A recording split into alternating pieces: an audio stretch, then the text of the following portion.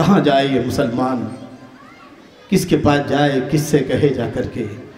हालात दिन ब दिन बिगड़ते चले जा रहे हैं और हमारी कौम का शिराजा दिन ब दिन और अबतर से अबतर होता जा रहा है। क्या बात है। इस राज को अफ़ाश कर ए रूह मोहम्मद, इस राज को अफ़ाश कर ए रूह मोहम्मद सल्लल्लाहु अलैहि वसल्लम। आयात इलाही का निगहबान किधर जाए, आयात इलाही का निगहबान किधर जाए। और अल्लामा इकबाल कहते हैं, अफसोस अफसोस के शाही न बना तू, अफसोस अफसोस के शाही न बना तू, देखे न तेरी आंख ने फितरत के इशारात। आज़ादी के बाद ही समझ जाना चाहिए था कि किन के हाथों में हुकूमत जा रही है। पहला दाग लगा बाबरी मस्जिद की शक्ल में। फितरत के इशारात तो बहुत से थे, मगर हमने आंखें बंद करके जिंदगी गुजारी है। तवज्जो के साथ समाअत करें। अफसोस सद अफसोस के शाही न बना तू, देखे न तेरी आंख ने फितरत के इशारात। और तकदीर के काजी का ये फतवा है अज़ल से, तकदीर के काजी का ये फतवा है अज़ल से, है जुर्मे ज़ईफ़ी की सज़ा मर्गे मुफाजात। यानी जब फल पक जाता है तो कभी भी टपक सकता है, ऐसे जब आदमी बूढ़ा हो जाए तो कभी भी जा सकता है। ऐसे ही जब इंसान, जब कौमें कमजोर होती हैं तो कब किसका नज़ला किधर से गिरे। आज देखते हो जिसे कोई नहीं पहचानता, अगर वो मुसलमानों को गालियां देना शुरू कर दे वो अपनी कौम का हीरो बन जाता है। अगर उसको मार्केट में नाम कमाना है तो मुसलमानों को बुरा भला कहना शुरू कर दे। हर एक का नजरा मुसलमानों पर गिरता है। मुसलमान कौम ने अपने आप को इतना गिरा लिया है कि आज मस्जिदें महफूज नहीं, खानकाहें महफूज नहीं, इज्जतें महफूज नहीं, वक्फ महफूज नहीं, मुस्लिम पर्सनल्ला महफूज नहीं। वो कौन सा जो है, कौन सी चीज है जो मुसलमानों की महफूज नहीं है। तशरीफ रखे साहब, तवज्जो के साथ बात करें। क्या कहा, तकदीर के काजी का ये फतवा है अज़ल से, तकदीर के काजी का ये फतवा है अज़ल से, है जुर्मे ज़ईफ़ी की सज़ा मर्गे मुफाजात। और ये शेर में बारहा कहता हूँ हाफिज़ जमील साहब जो, तवज्जो के साथ समाअत करें। खुदा बंदा ये तेरे साथ दिल बंदे किधर जाए। कौम भागी, इस कौम को सियासी रेवल की तरह लोगों ने इस्तेमाल किया अपने ज़ाती मफाद के लिए और ज़ाती मफाद निकाल के छोड़ दिया। अब आज आप देख रहे हैं लाखों के इज्तिमात होते हैं,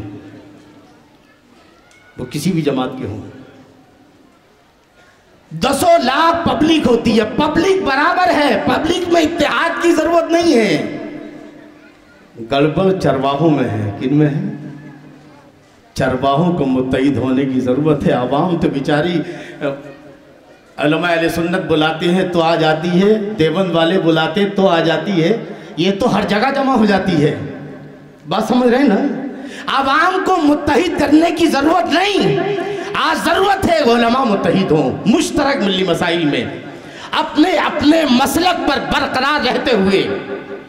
लेकिन क्या कहा, अपने अपने मसलक पर बरकरार रहते हुए आज उलमा को, अइम्मा को, पीराने इज़ाम को, खानका के सज्जादगान को और जितने भी जो है जिम्मेदार हैं, चाहे वो किसी भी जो है तबके से हो, आज उनको मुत्तहिद होने की ज़रूरत है। जिस दिन जिम्मेदार मुत्तहिद हो जाएंगे उस दिन इस कौम की कश्ती जो है किनारे लग जाएगी और मुसलमान मगलूब से गालिब हो जाएंगे। नारे तकबीर, नारे रिसालत, उलमाए अहले सुन्नत, मसलके आला हजरत।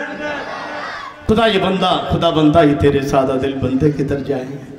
खुदा बंदा ये तेरे सादा दिल बंदे किधर जाए कि दरवेशी भी आई जा रही और सुल्तानी भी आई जा रही। इस वक्त ऐसा लगता है जो रहबर का लिबास पहने हुए हैं वो भी रहजन का किरदार अदा कर रहे हैं। किसको रहबर कहें? किसको रहबर कहें जी।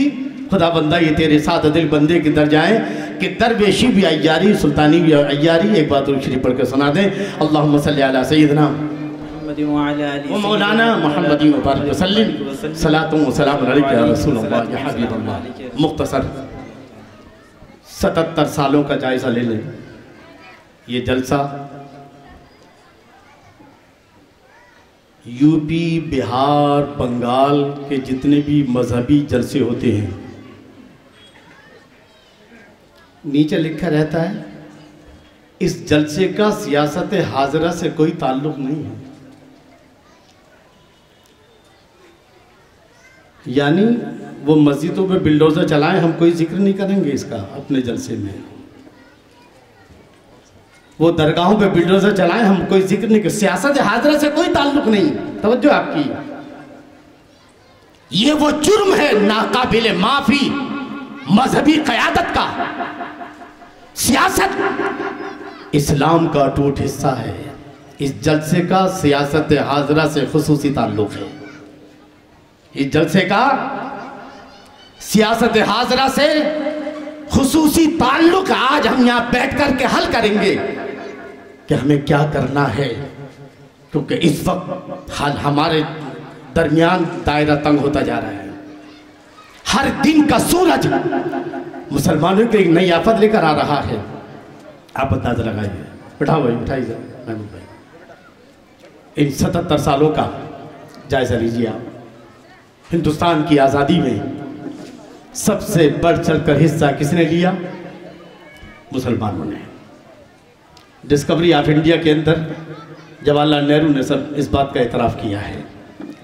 7 लाख मुसलमान शहीद हुए जंग आज़ादी में जी। 7 लाख जो है, हर फूल हमारा है, हर खार हमारा है। हर फूल हमारा है, हर खार हमारा है। हमने भी लहू देकर गुलशन को संवारा है। हमने भी लहू देकर गुलशन को संवारा है।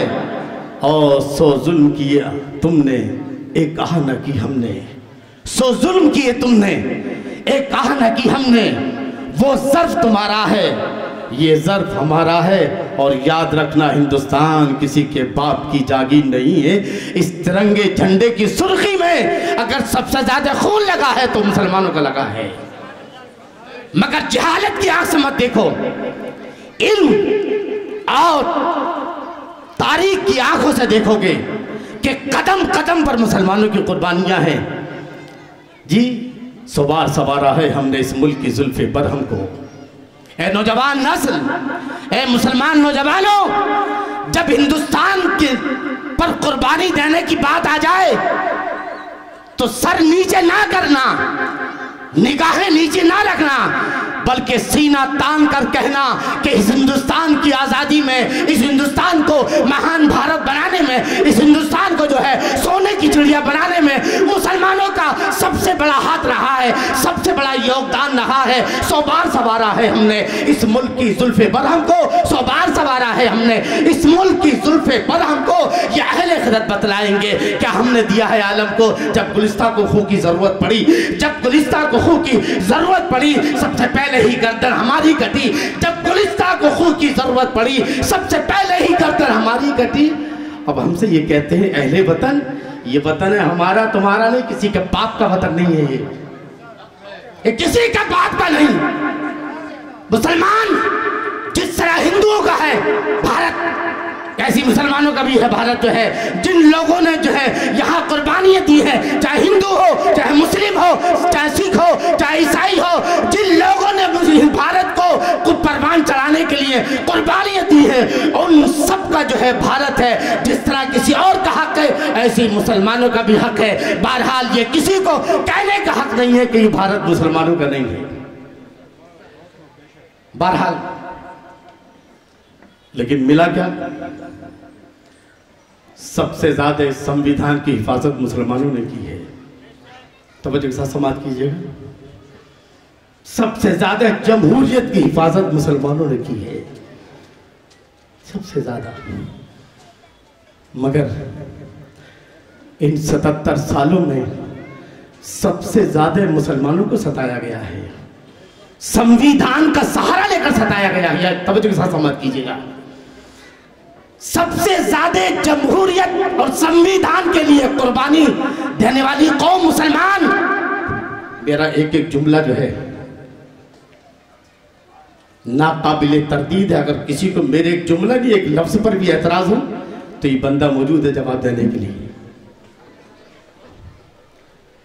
जमहूरियत और संविधान की हिफाजत सबसे ज्यादा किसने की है?